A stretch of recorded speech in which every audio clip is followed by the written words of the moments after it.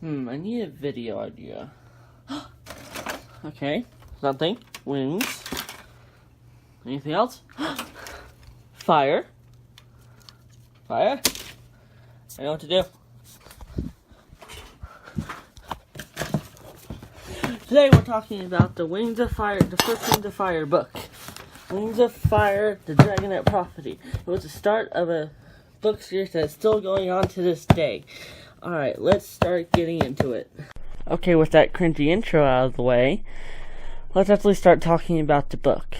Now, this was the beginning of a book series obviously called Wings of Fire.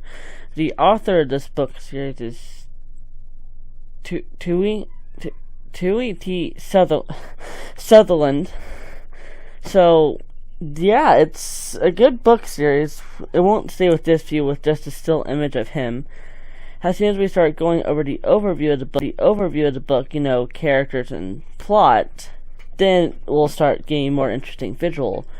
But I just wanted to show the actual book and all its glorious pages. Mine's kind of beat up, honestly. I think book 5 of mine is way worse. But I'm just saying that I do own all these books physically, and I do enjoy reading them. Okay, so, let's get into the actual video now, shall we? Sorry about that cringy intro. Before we start with the prologue, there's an important prophecy that plays into the entirety of this book. It is called the Dragonet Prophecy. It was made by the Nightwings. When the war has lasted 20 years, the dragonets will come. When the land is soaked in blood and tears, the dragonets will come. When the sea wing's egg of deepest blue, wings of night shall come to you. The largest egg in mountain high will give you the wings of sky. For wings of earth are through the mud, for an egg the color of dragon blood. And hidden alone from rival queens, the sand-winged egg awaits unseen.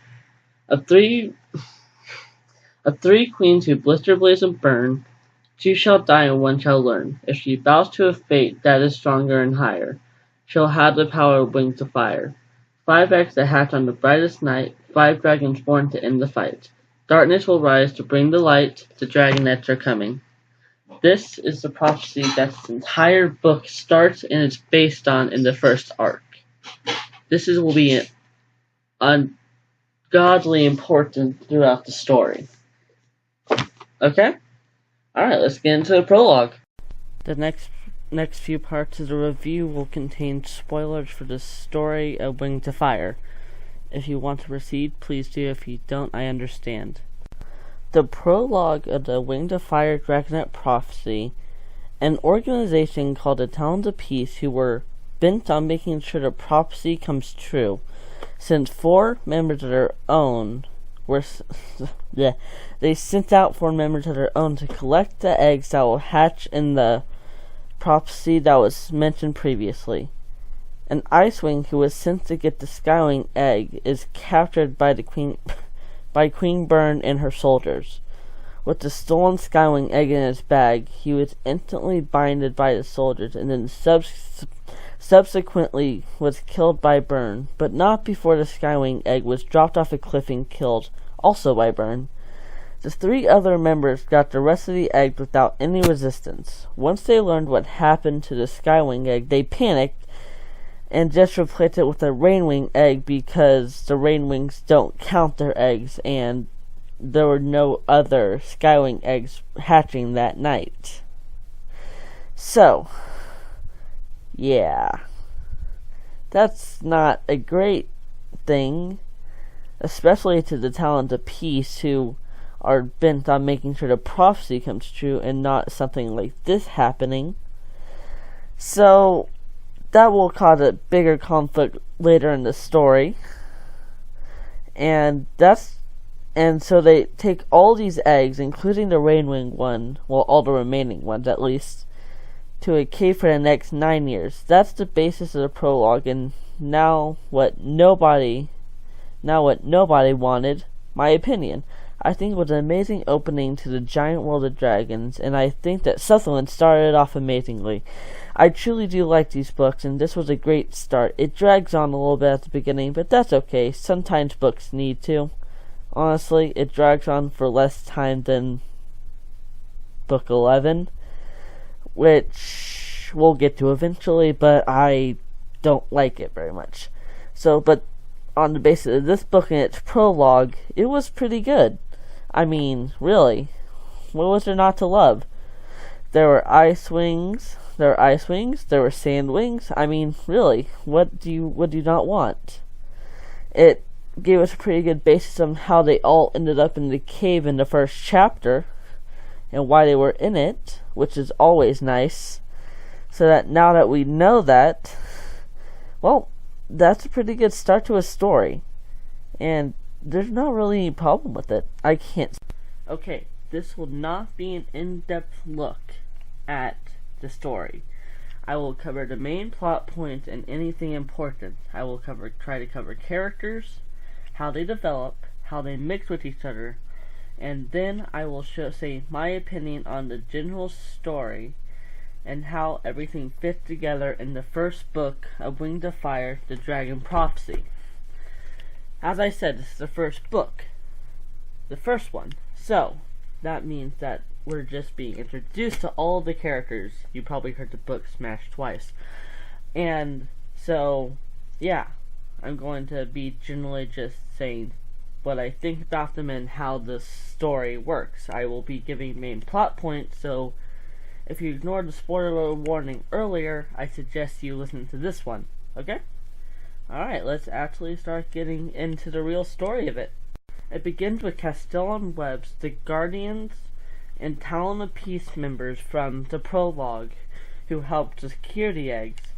It started with them coming in this cave 9 years later with all the dragons, well, all the obviously hatched now dragons, training.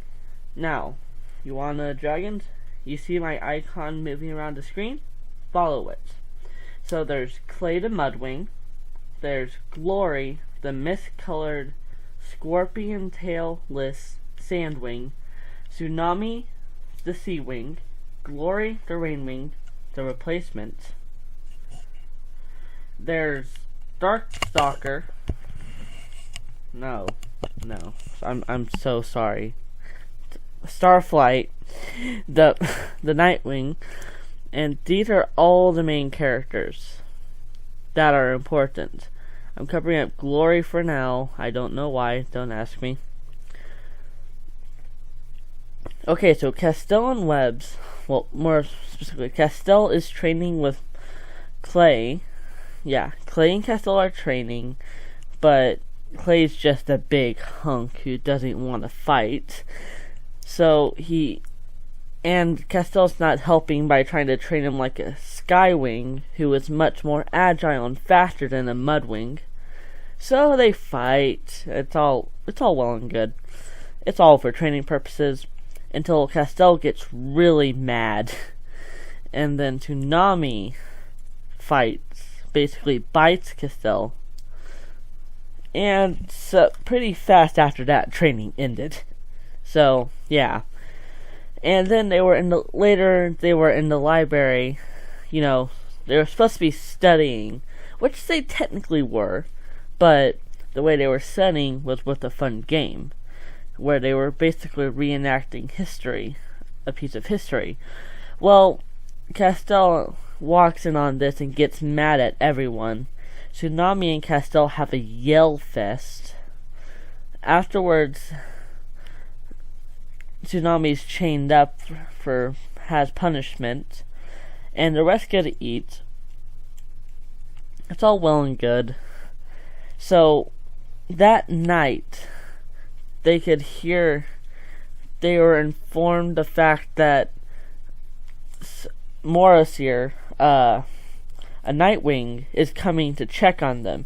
Now, he was feared. He was someone to be intimidated by. So, obviously, they go tell him. No, not go tell him. So, they're excited. Actually, scratch the thing with Tsunami, she was not chained up yet. She was chained up that night. Okay, so, they go to bed, all happy. The next day, they meet Morosir, who is pretty terrifying. to say the least. Yeah, he's just terrifying. So, yeah, he's just terrifying. I know I'm just repeating myself, but he intimidates them, basically calls them all failures, and wondering why there was a rain wing and not a sky wing. And he gets pretty mad. That night, this is when Tsunami gets in the huge amount of trouble by talking back to Morrisier and just causing problems in general. She's chained up tonight. And then this night they could hear, it was nighttime, they could hear yelling. Yeah, they could hear yelling. So Glory and Clay go to investigate in the Guardian's Den. Clay hides in the river well, Glory, since she's a rain wing, she can turn invisible. Ooh. But yeah, she can turn invisible, so they're listening in, and they learn that they're going to kill Glory. Yeah, they're going to kill her. So they start panicking, and they come up with some plan that involves fire in the library and escaping through the river.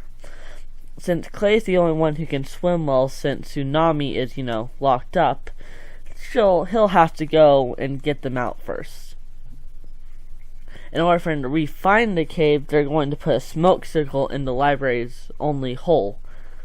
Hole in the roof that they can see sunlight out of. So Clay is going to go through the river. Yes, through this underground deadly river. He can't hold his breath forever, and he can't see underwater or in the dark in general, which is a problem because he has to go through this narrow, winding underground river in the pitch black with limited places to breathe. So he does. He finds it really neat. Eventually, Tsunami gets free and catches up with them, and they get out. They're amazed by the new world.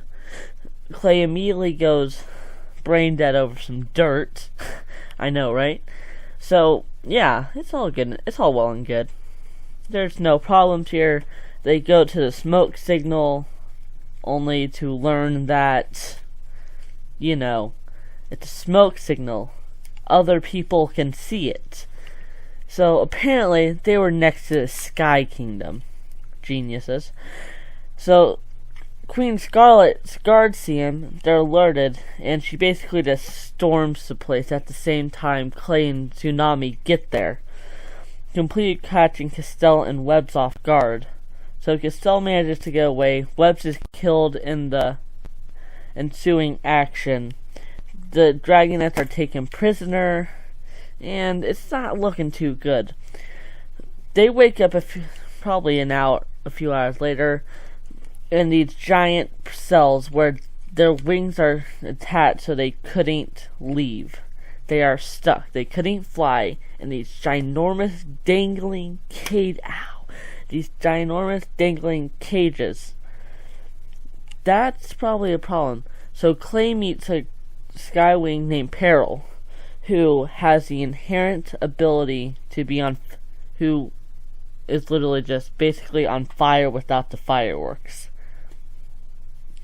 Because anything she touches will burn, because she has heat skills, or whatever you'd like to call it. See, that's not too bad. So they get to know each other. Eventually, Clay's ends up in the arena, fighting a Sea Wing named Gil, come into play later. So, before I say anything else, Glory, remember her? I've been covering her with my logo. Well, remember her? Well, she's tied to a tree next to Queen Scarlet, has decoration. Now that's really good. Well, they don't know it yet, at least. So, Clay's fighting Gil, who is completely starving, and yeah, he's just starved to madness. There was no bringing him back, honestly. So, they take him. Clay doesn't want to fight. Gil is going insane. He's a Sea Wing, so not having water is not good for him. So all of a sudden, black sludge comes out of nowhere and melts Gil's face off.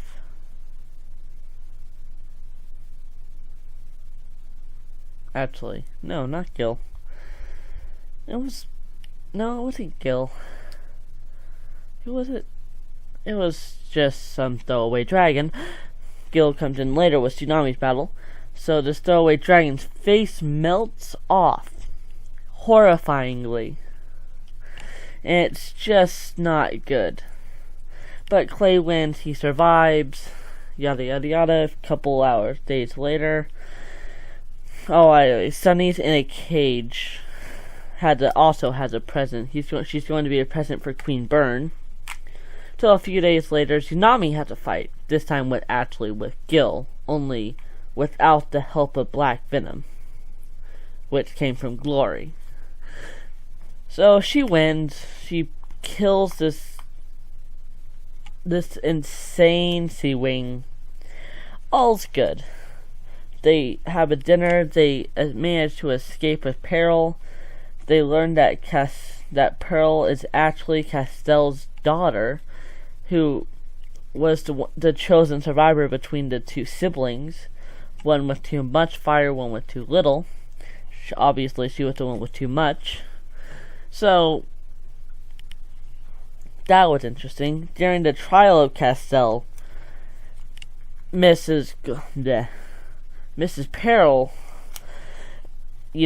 she testified. She helped. She said her mother's innocent, but yeah, she still didn't like her. So her mother goes free. Peril stays with the Sky Wings. All the dragonets have escaped already, and they're already headed to the Mudwing Village. There they meet Clay's mom, who is a total